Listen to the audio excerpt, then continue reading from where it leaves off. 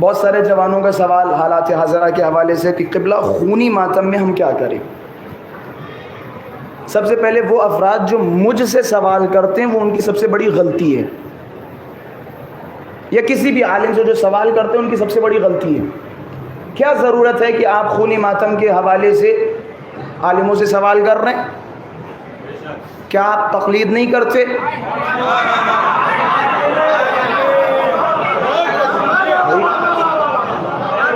کیا آپ غیر مقلد ہیں، منکر تقلید ہیں؟ اما جب تقلید کرتے ہو تو مرجع کی طرف رجوع کرو، مولویوں کی طرف نہیں. مرجع کی طرف رجوع کرو. اما سمپل سے مسئلے کو اتنا زیادہ آپس میں لڑائی جھگڑے کا سبب بنا دیا. وہ آ رہے ہیں فلاں صاحب اپنی دلیل دے رہے ہیں، یہ ہے کرو، وہ آ رہے ہیں نہ کرو یہ دلیل. کیسے الٹی سیدھی باتیں کر رہے ہیں آپ؟ سیدھا سیدھا لوگوں کو مرجعیت کی طرف رجوع کر رہے ہیں. بھائی جس کی تقلید آپ کر رہے ہیں اسے فالو کریں، ختم. اب اگر کسی کا مجتہد انہیں جواز کا فتویٰ دے رہا ہے تو وہ کریں. اگر ان کا مجتہد ان کے لیے کہہ رہا حرام ہے تو نہ کریں. سیدھی سیدھی بات ہے. اپنے اپنے مرجع کی طرف رجوع کریں. ضروری نہیں کہ آپ ہر کسی سے پوچھیں اور ہر جگہ آپ خرافات کھڑے کریں، ہر جگہ خرافات کریں، ہر جگہ لوگوں کو لڑائیں. مومنین میں شدید اتحاد کی ضرورت ہے. یقین جانیں شدید اتحاد کی ضرورت ہے. پوری زندگی ہم نے دوسروں سے اتحاد کے لمبے لمبے نعرے لگائے اور پوری زندگی کہتے رہے. آپس میں مومنین میں بالکل اتحاد نہیں ہے.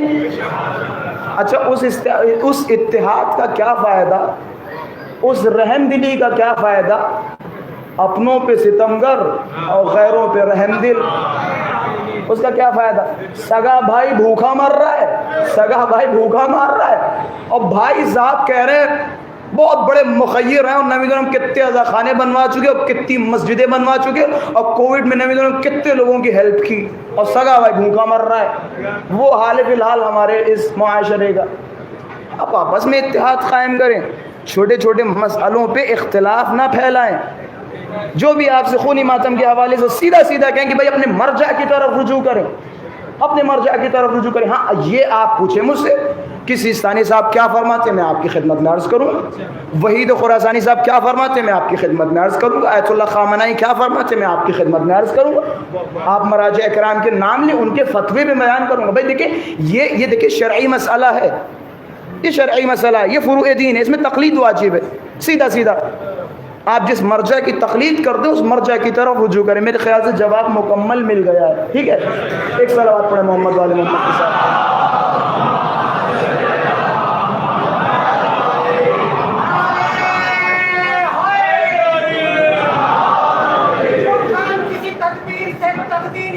صلوات پڑھیں محمد والے محمد کے ساتھ.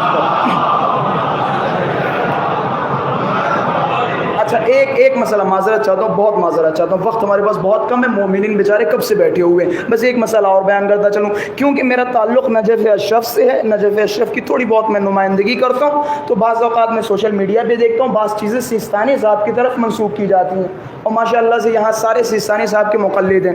سیستانی صاحب کی منسوخ کی جاتی ہیں. کوئی صاحب آگے کہتے ہیں بھیا سیستانی صاحب نے مستحب کا فتویٰ دیا ہے، کوئی کہہ رہے ہیں سیستانی صاحب نے جواز کا فتویٰ دیا ہے، کوئی کہہ رہے ہیں سیستانی صاحب نے قطعاً حرام قرار دیا ہے، کوئی کہہ رہا ہے وہ سکوت کا مطلب ہوتا ہے حرام. یہ اپنی فقاہت اور اپنا اجتہاد اپنے گھر کی طاق میں رکھیں. سمجھ رہے ہو؟ یہ اپنے گھر کی طاق میں رکھیں. ہمارے یہاں یہ ساری چیزیں بڑی محنت و مشقت کے بعد ملتی ہیں. نجف اشرف میں وہ جو ہے اساتذہ کے سامنے زانوِ ادب ٹیکنا پڑتا ہے. گھر بیٹھے آپ مجتہد نہیں بن پائیں گے. یہ تصورات اپنے ذہن سے نکال دیں اور کسی بھی مرجع کی طرف غلط فتویٰ منسوب نہ کریں. میں سیدھے سیدھے عین عبارت بیان کر رہا ہوں جو آیت اللہ العظمی سید علی حسینی سیستانی کے بڑے مرجع سید علی الموسوی کے موجود ہیں. جملات مشہور جملات ہیں، سوشل میڈیا پہ بھی آپ کو ملیں گے. فرماتے ہیں جو کچھ دیکھنے میں مل رہا ہے بعض لوگ نسبت دے رہے ہیں ان السید حرم التطبیر. بعض لوگ نسبت دے رہے ہیں کہ سیستانی صاحب نے قمازنی حرام قرار دیا ہے، یا بعض لوگ کہہ رہے ہیں کہ انہوں نے حلال کا فتویٰ دیا. ان کے جملے باطل و کذب محض، کہ سارے جملے باطل ہیں اور محض جھوٹ ہیں. ان السید सरहा मिरारन व तकरारन, उनके जुमले बयान कर रहा हूँ।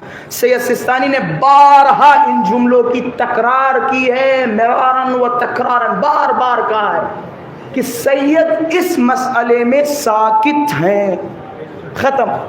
ये है सिस्तानी साहब का नज़रिया, क्योंकि हमारा ताल्लुक़ नजफ़ अशरफ से है और नजफ़ अशरफ की नुमाइंदगी हमारा फरीज़ा है और हमारी गर्दनों पे ज़रूरी है, तो लिहाजा ये है सिस्तानी साहब का नज़रिया। अब सवाल ये पैदा होता है कि जब कोई मर्जा किसी मसले में सुकूत करे तो उसके मुक़ल्लिदीन उस मसले में क्या करें?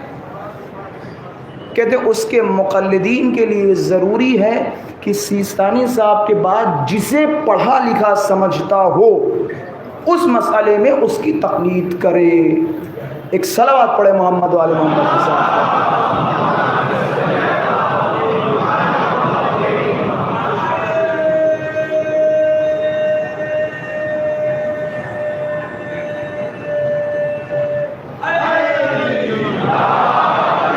हल हो गया मसला, हल हो गया, कुछ बाकी तो नहीं रह गया। मेरे ख्याल से मैंने तकरीबन जहाँ तक कोशिश की, क्योंकि भाई देखिए हम मरजइयत के पाबंद हैं, हम खुद दूसरों को कहते हैं ये गैर मुक़ल्लिद है, ये ऐसा है, वो वैसा है। गैर मुक़ल्लिद सिर्फ उसे नहीं कहते, गैर मुक़ल्लिद उसे भी कहते हैं जो नारा तो लगा रहा है हम तकलीद करते हैं लेकिन मरजा के फतवे की खबर नहीं है, मरजा के फतवे की खबर नहीं। अभी एक जगह हम गए, बात से बात निकल रही, एक जगह गए, कहे सारे के सारे माशाल्लाह से मुक़ल्लिद है। मैंने कहा ठीक है, मैंने कहा या अल्लाह बिस्मिल्लाह, आपको कसम है आप में से बताएं कितने लोग हैं, मैं आपसे नहीं कह रहा हूँ, घबराए नहीं, मैंने कहा आप में से कितने लोग हैं कि जिसने सिस्तानी साहब की तौज़ीहुल मसाइल पूरी पढ़ी है। मैं बहुत देर बैठा रहा, एक हाथ उठा, दो हाथ उठे, यकीन जाने 6 या 7 हाथ उठे थे पूरे उस मजमे में, 6 या 7। अमत तखलीद के दावे कर रहे हो, मर्जा के फतवों की खबर नहीं है, यह आप पे फ़र्ज़ है। जब आप तौज़ील मसाइल का पहला सफ़ा खोलेंगे तो लिखा होगा ये मसाइल वो हैं कि जो आम्मतिल मुकल्लिफ़ीन, जितने भी मुकल्लिफ़ हैं उन पे वाजिब है कि इन मसाइल को सीखें, पढ़ें।